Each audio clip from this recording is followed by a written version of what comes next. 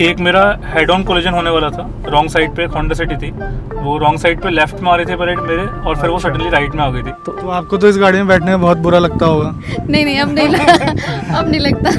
अच्छा, इसके gear shift उतने स्मूथ नहीं है। एग्जैक्टली। और रिवर्स गियर इसका हमेशा नौची है, वो अटकता है कई बार, अगर कोई नया बंदा बैठता है तो डर लगता है कि वो गियर बॉक्स पे असर ना डाल दे वो चीज़। कहीं मैं सेटिस्फाइड हूँ ये नहीं है, कहीं ये है तो मैं नहीं हूँ।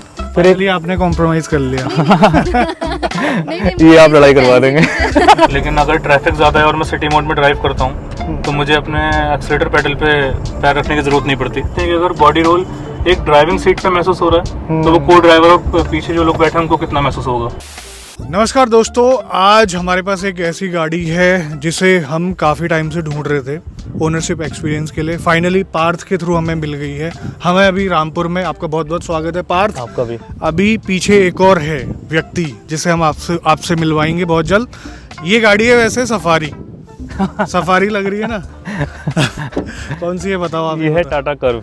टाटा कर्व है ये। आगे से आप डिज़ाइन लैंग्वेज देख सकते हैं, हूबहू आपकी सफारी से मिलती हुई नज़र आती है। लेकिन ये है कर्व। गाड़ी चल चुकी है 4600 किलोमीटर के आसपास। ये वेरिएंट है क्रिएटिव। पार्थ रह चुके हैं निसान टेरेनो के ओनर जी। काफ़ी अच्छी यादें जुड़ी है उस गाड़ी से। निसान का काफ़ी अच्छा एक्सपीरियंस रहा है इनका। बहुत अच्छा एक्सपीरियंस रहा उस कार का। मतलब उस कार के जैसी कार मुझे अभी तक मिलने में थोड़ी मुश्किल रही। ये भी नहीं फिर है। फाइनली ये क्रिएटिव में आके मैं सेटल डाउन हुआ। और गाड़ियाँ इन्होंने बहुत सारी देखी थी जैसे आपने बताया। काइगर से लेके नई वाली मैग्नाइट जो फेस लिफ्ट आया था वो भी देखा, ब्रीजा भी देखी थी नई वाली, वेन्यू भी देख रहा था, और 3XO भी देखी थी। 3XO इनफैक्ट बुकिंग करके फिर उसको शोरूम से वापस करवाना पड़ा, अपनी बुकिंग कैंसिल करके। 3XO ना लेकर आपने किसी का दिल तोड़ दिया। हाँ, कह सकते हैं। बुलाइए उनको, आ जाइए। अच्छा, एक बात बताइए, जब 3XO आपको पसंद थी तो आपने ये गाड़ी क्यों लेने दी? बस मतलब मुझे तो एंड तक 3XO ही चाहिए थी। अच्छा।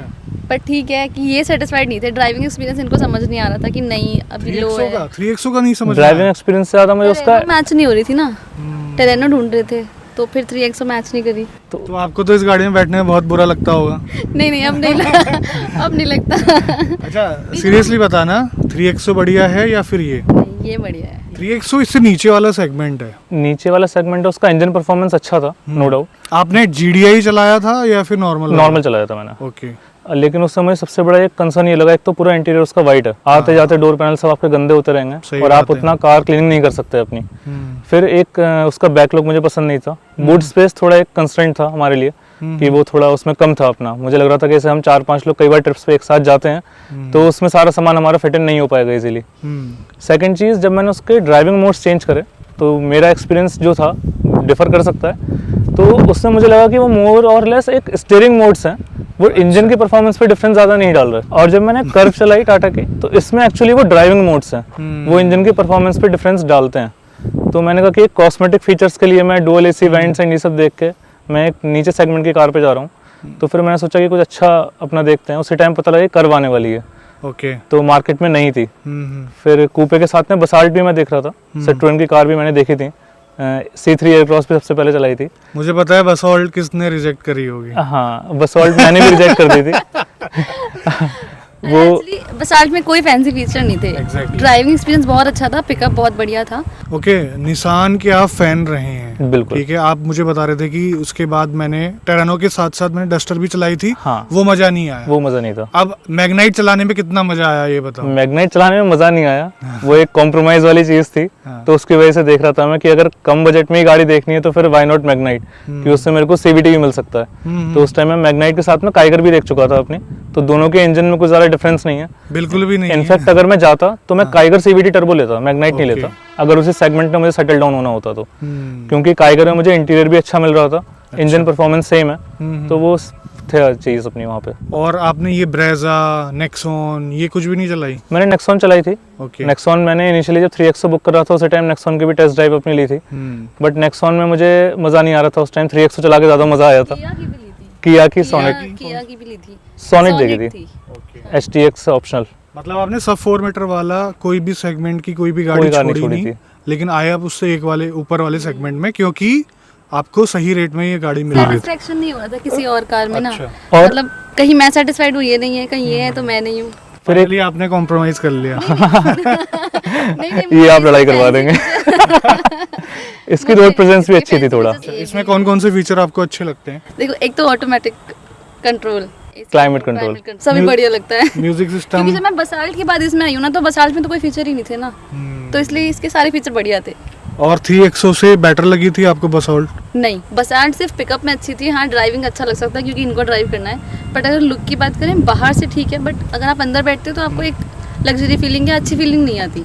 देखो, फैमिली के साथ अगर आप गाड़ी लेने जाते हो ना, तो इतना होता है, इतना चलता है, कभी किसी को कोई सी पसंद आती है। मैं इतने क्रॉस क्वेश्चन इसलिए कर रहा हूँ क्योंकि दोनों की आपस में साझेदारी है गाड़ी खरीदने में, और एक ने कॉम्प्रोमाइज़ किया है।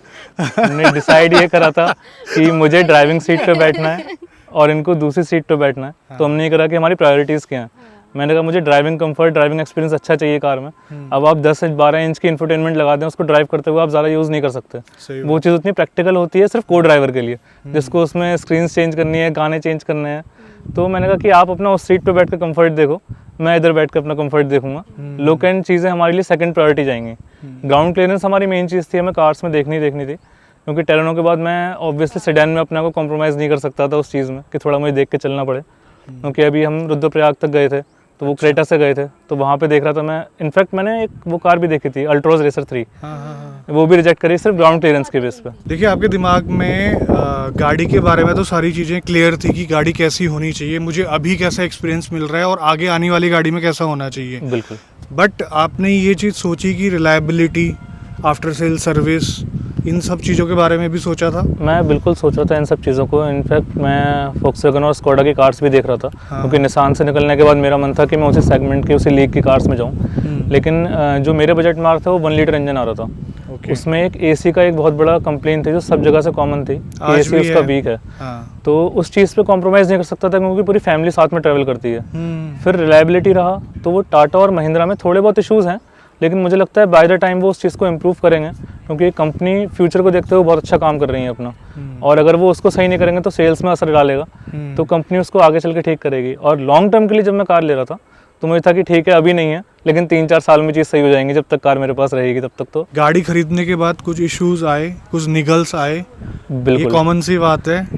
टाटा और महिंद्रा तो वो आप है कि कैसे बच सकते हैं? चांद पे काला दाग है, तो वो टाटा और महिंद्रा में भी वो उनके थोड़े बहुत इश्यूज वो काला दाग ही हैं। जैसे कि एक हमेशा रहता है, कार वॉश करवाने के बाद मुझे डर रहता है कि मेरी कार लॉक होगी या नहीं होगी, क्योंकि उसमें लॉक अनलॉक की प्रॉब्लम रहती है। अच्छा। कि वो लॉक ही नहीं हो रही थी, एक बार अनलॉक नहीं हो रही थी कार। ओके। और ऐसा नहीं रीजन पता चला उसका? कुछ रीजन पता नहीं लगा, डायग्नोज नहीं कर पाए वो लोग? नहीं, अभी उनके लोग ही नहीं है यहाँ वाले सर्विस सेंटर पे जो स्कैनिंग कर सकें। रामपुर में नहीं है। वो मुरादाबाद से किसी को भेजेंगे तो वो स्कैनिंग कर सकते हैं। उन्होंने कहा भी था, बट बीच में मुझे टाइम नहीं मिल पाया, इसकी वजह से मैं स्कैनिंग नहीं कर पाया। ना एक आप ऐसा भी करवा सकते हैं, इनके सर्विस सेंटर में जाकर गाड़ी धुलवा कर देख सकते हैं वहाँ पर ट्राई करके कि एक्चुअली हुआ क्या है, हो क्यों रहा है। बिल्कुल, ये चीज़ का आपने अच्छा आइडिया दिया, मैं इसको ज़रूर करूँगा वहाँ जाऊँगा तो। और इसके अलावा छोटा सा इंफोटेनमेंट डिस्प्ले कभी ऑफ हो जाता है कार पे कनेक्ट करते टाइम, ये तो नॉर्मल सी बात है। वो एक चीज़ थी। और सबसे बड़ा नेगेटिव पॉइंट इस कार का एक जो मुझे लगा वो था इसमें टाटा कर्व में होंडा एक्टिवा का हॉर्न। वो इतना बुरा हॉर्न था कि सामने चलता हुआ पैदल इंसान भी सिर्फ स्कूटी के निकलने की ही जगह देता था। अच्छा। तो मुझे बहुत मजबूरी में बहुत ज़्यादा हसल करके कपलर्स मंगाने पड़े दिल्ली से कि इसमें हॉर्न सही लग जाए मेरा। बेइज्जती ज़्यादा होती होगी ना? हाँ, बहुत होती। हॉर्न बजा रहा हूँ गाड़ी का और मुझे स्कूटी वाली जगह दे रहा है। मेरे फ्रेंड्स ने भी सब कार में बैठे, जब सबने हॉर्न बजाया सबने कहा सबसे पहले इसी को चेंज करवाना है इस कार में, और कुछ नहीं करवाना हमें। बाकी फीचर्स आपको जरूरत के सारे मिले हैं इस गाड़ी में? सारे मिले हैं मुझे ज़रूरत के। 13,58,000 आपने बताया था ऑन रोड, और सब 4 मीटर गाड़ी नहीं है, ये 4 मीटर से लंबी गाड़ी है, क्रेटा वाला सेगमेंट है। आपको ये वर्थ लगता है, वैल्यू फॉर मनी लगती है? मुझे वैल्यू फॉर मनी लगती है। आप 3XO में कितना बजट लेकर चल रहे थे? उससे मैं 13 का बजट लेके चल रहा था। मैंने AX5 बुक करा था उसमें अपना। ओके, वो भी काफी वैल्यू फॉर मनी है। काफी वैल्यू फॉर मनी था। उसको ये कार आने के बीच में उसकी एक्चुअली वेटिंग भी बहुत ज्यादा बढ़ चुकी थी, क्योंकि मैं जून में कैंसिल कर रहा था, उस टाइम वो थी अवेलेबल। उसका बेस वेरिएंट और AX5 काफी डिमांड में रहता है, तो उसकी वजह से भी वो कैंसिल हो गई थी। फिर वो मेरा कॉम्प्रोमाइज था, ये थोड़ा मेरी वाइफ ने कॉम्प्रोमाइज कर लिया। लेकिन बूट स्पेस आपको डबल मिला। डबल चला। रियर सीट में आपको कंफर्टेबल फील होता है इसके? वो रियर सीट का कंफर्ट ये बताएंगे। तो अंडर थाई सपोर्ट और हेडरूम तो ठीक लगता है, बिकॉज आपको शायद पता मुझे नहीं, लगता है ना। मुझे कैसे लग सकता है? थोड़ा हाइट मैटर करता है, सब चीज़ें मेरे लिए तो कंफर्टेबल है। सीटों का कुशन वगैरह सब कुछ। मेन सनरूफ नहीं लेने का रीजन भी यही था कि सनरूफ वाले उसमें आगे एक हम्प रहता है, तो वो इसलिए मैं सनरूफ वैसे भी चाहिए ही नहीं थी मुझे, X5 में वो जबरदस्ती मिल रही थी। अब देखिए टरेनो डीजल चलती काफ़ी अच्छी थी, आपके 110 PS वाला था क्या? 110 PS। उसके कंपैरिजन में ये चलने में कैसी है? चलो वो तो खैर अब वो गाड़ी गई तो बात गई। हाँ 3XO के कंपैरिजन में आपको कैसी लगी ये चलाने में? 3XO के कंपैरिजन में मुझे ज़्यादा बेटर लगी चलाने में। रीज़न? ड्राइविंग मोड्स हैं वो, अच्छा। स्टीयरिंग मोड्स कॉस्मेटिक फीचर नहीं है कि लोगों को दिखाने के लिए उन्होंने कर दिया स्टीयरिंग में वेट आ गया। ड्राइविंग मोड्स में इंजन के परफॉर्मेंस पर असर पड़ता है। इनफैक्ट इसका सिटी मोड मुझे सफिशिएंट लगता है, स्पोर्ट्स में बहुत 1-2 बार ही चलाई है मैंने। सिटी मोड में भी आपको अपने 3rd-4th गियर में ओवरटेक करने के लिए इनफ पावर मिलती है। स्टीयरिंग फीडबैक वगैरह? स्टीयरिंग फीडबैक बहुत अच्छा है, बस एक है जो बॉडी रोल इस कार में है वो मुझे ड्राइविंग सीट पे भी महसूस होता है, तो को ड्राइवर्स को तो वो महसूस होगा ही होगा। सस्पेंशन टरेनो की तरह रोबस्ट लगे इसके या नहीं। फिर थोड़ा बहुत कॉम्प्रोमाइज़ है उसमें। अच्छा। टेरेनो सस्पेंशन में बहुत अच्छी कार थी। पहले कितनी बढ़िया गाड़ियां आती थी यार। बहुत ज़्यादा। ये जो 10 इयर्स वाला आ गया BS6 का, उसके चक्कर में बस दिक्कत हो गई, वरना उस कार को मैं सेल आउट नहीं करता। वो दिल के इसमें बहुत भी करीब। डीजल आता है, 1.5 लीटर का ही आता है। हाँ, पावर फिगर उससे ज़्यादा है टेरानो से। लेकिन वो मेरा बजट से ज़्यादा था और मुझे पेट्रोल ही लेनी थी क्योंकि कार मुझे लॉन्ग टर्म के लिए रखनी है। मैं 10 साल के गवर्नमेंट के बैन वाले उसमें नहीं आना चाह रहा था कि अगर मैं पैसे डाल रहा हूँ तो मैं वैल्यू फॉर मनी तब होता है जब आप उसको उसकी लाइफ में पूरा एंजॉय करो कार को। आपको लगता है टाटा की कार आप 10 साल रख पाएंगे? मुझे लगता है कि मैं रख पाऊंगा जब तक इसका इंजन जवाब नहीं देता। लेकिन मैं मेंटेनेंस में पैसा खर्च करता हूँ, कार में छोटी सी भी दिक्कत होती है तो मैं प्रायोरिटी रहती है कि सर्विस सेंटर पे जाके मैं उस चीज़ को सही करवाऊँ। वैसे हमने बातों बातों में सारी चीज़ें तो पूछ ली, फिर भी एक समरी अगर आपसे पूछना चाहूँ, गाड़ी के नेगेटिव्स क्या हैं, कॉम्प्रोमाइज़ क्या है इस गाड़ी में, वो बताइए आप। गाड़ी में कॉम्प्रोमाइज़ है मुझे एक सिर्फ वो फीचर्स का लगता है 3XO के कंपैरिजन में। वो एक तो डुअल AC वेंट्स का लगता है क्योंकि मेरी वाइफ को कई बार कहते हैं कि टेम्परेचर से कम करो, एक वो बिगेस्ट कॉम्प्रोमाइज़ था मेरे लिए। सिर्फ हाँ एक है हेडलाइट का थ्रो काफ़ी कम है। आप दोनों इस गाड़ी को रिकमेंड करने वाले हैं, पहले आप बताइए। 100%। रीज़न बीइंग आपको रोड प्रेजेंस अच्छी मिल रही है, आप नई चीज़ ले रहे हो तो कम से कम वो लगे कि हाँ रोड पे एक नई चीज़ है मार्केट में। आप 3XO देख रहे हो, 3XO आपको बहुत दिखेंगे। मैं दिल्ली भी जाता हूँ तो मुझे कर्व हार्डली 5-6 दिख जाती हैं वहाँ पे। अब वो बिक रही है नहीं बिक रही है एक डिफरेंट चीज़ है, जैसे आपको सड़क पे डस्टर बहुत दिख रही थी, टेरेनो कम दिख रही थी। हाँ। लेकिन डेफिनेटली कार रिकमेंडेड है ये। मैम आप? हाँ ये रिकमेंडेड है। एक तो देखो 3X मतलब मेरे हिसाब से फैंसी फीचर्स चाहिए होते हैं, तो इसमें वो सब है।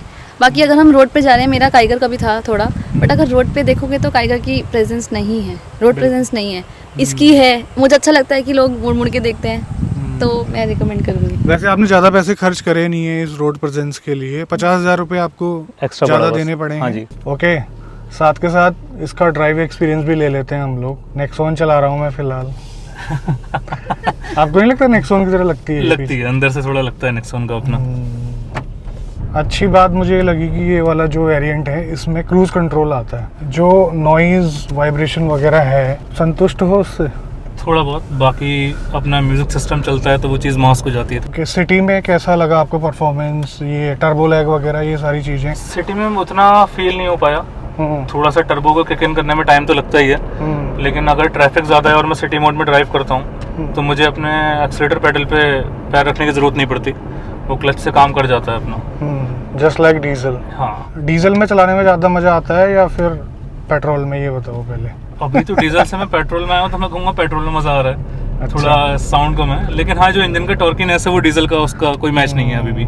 अच्छा, ये जो ड्राइवेबिलिटी वाला जो फैक्टर है, टाटा और महिंद्रा का काफ़ी डिफरेंस उसमें देखने को मिलता है। आपने जब चलाई होगी दोनों गाड़ियाँ, महसूस किया होगा। महसूस किया था उसको। तो इसमें और क्या इम्प्रूवमेंट हो सकते हैं? इसमें मैं कहूँगा स्टीयरिंग फीडबैक में इम्प्रूवमेंट डेफिनेटली हो सकते हैं, और गियर शिफ्ट्स में, इसके गियर शिफ्ट्स उतने स्मूथ नहीं है। एग्जैक्टली। और रिवर्स गियर इसका हमेशा नौची है, वो अटकता है कई बार। अगर कोई नया बंदा बैठता है तो डर लगता है कि वो गियर बॉक्स पे असर ना डाल दे वो चीज़, तो उसको बताना पड़ता है कि आप थोड़ा सॉफ्ट हैंड से इसको एंगेज करो। ओके। क्योंकि गियर शिफ्ट मुझे एक सबसे बड़ा लैग लगा इसमें, मतलब दिक्कत जो मुझे चीज़ की लगी, लॉन्ग थ्रोज हैं और थोड़े उतने स्विफ्ट नहीं है। अब मुझे ये बताओ फ्यूल एफिशिएंसी कितनी मिल रही है आपको? फ्यूल एफिशिएंसी है सिटी में अपना MID पे ही मैंने मेजर करा हुआ है मोस्टली, तो सिटी में निकाल देता है मेरा 12-13 का, और हाईवेज पे मैंने इससे 20 भी निकाला है। 20? हाँ, जब MID पे? हाँ MID पे। लॉन्ग ट्रिप्स कहाँ की कर लिया आपने इसमें? अभी तो मैं दिल्ली टू लखनऊ ही गया हूँ। अच्छा। और अब थोड़ा विंटर्स जब सेटल डाउन हो रहे हैं तो अब हिल्स पे भी जाऊँगा, और बाकी कैंची धाम तक होकर आए थे अपना। अच्छा, पहाड़ों में कैसा रहा एक्सपीरियंस? अच्छा रहा एक्सपीरियंस। मैम आपके लिए एक सवाल है, जैसे पहाड़ों में जैसे ग्लास एरियाज का काफ़ी कम है अगर आप देखें, ठीक है, तो कुछ क्लोस्ट्रोफोबिक फील हुआ, कुछ ऐसा फील तो ना जैसे मोशन सिकनेस वगैरह इस गाड़ी? नहीं, मतलब क्लॉस्ट्रोफोबिक तो फील नहीं हुआ, बट इसमें बॉडी रोल बहुत है। अच्छा, जब भी टर्न लेते हैं तो वो थोड़ा एक प्रॉब्लम है इसमें।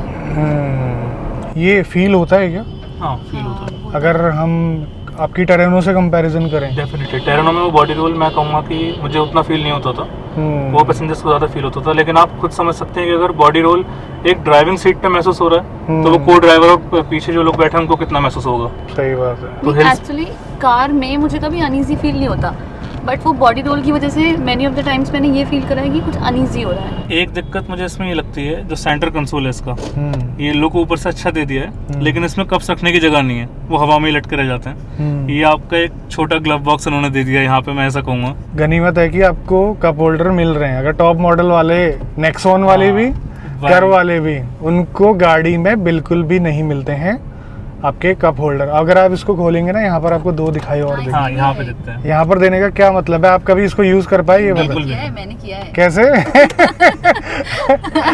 अरे कंफर्टेबल बैठो, ऊपर पैर करके आराम से रखो। ये हम कर सकते हैं, ड्राइवर्स नहीं कर सकते। और एक बहुत बड़ा नेगेटिव पॉइंट है मेरे ध्यान में आया जब मैं लखनऊ से लौट रहा था, तो मैं ये कोई भी अगर कर्व ले रहा है तो मैं उसको रिकमेंड करूंगा कि ड्राइविंग डोर पे, ड्राइवर साइड वाली डोर पे आप पानी की बोतल मत रखिएगा, क्योंकि एक मेरा हेड ऑन कोलिजन होने वाला था। रॉन्ग साइड पे एक होंडा सिटी थी, वो रॉन्ग साइड पे लेफ्ट में आ रहे थे पहले मेरे, और फिर वो सडनली राइट में आ गई थी। रात के 1:30 बज रहे थे, तो जब मैंने इमरजेंसी में ब्रेक मारा एकदम, तो वहाँ पे जो वाटर बॉटल थी वो निकल के सीधे मेरे पेडल के नीचे आ गई थी।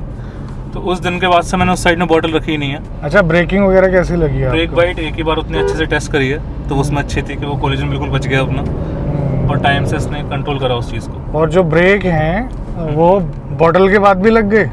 ब्रेक पहले लगा चुका था, ब्रेक लगाते लगाते बॉटल आ गई बाहर। तो यही है दोस्तों, फैमिली आई हुई है अपनी गाड़ी का ओनरशिप एक्सपीरियंस शेयर करने के लिए। अभी तक सब कुछ सही है, थोड़े बहुत निगल्स हैं, टाटा उन पे काम करे तो कस्टमर का ओनरशिप एक्सपीरियंस काफ़ी अच्छा रहेगा, और उम्मीद करते हैं कि इनकी गाड़ी ऐसे ही चलते रहे, ऐसे इनको खुश रखे। तो आज की वीडियो में बस इतना ही, मिलते हैं बहुत जल्द आपसे एक नई वीडियो में। तब तक के लिए बाय बाय, ख्याल रखिए अपना, भारत माता की जय, और थैंक यू सो मच आने के लिए आप दोनों का। Thank you so much.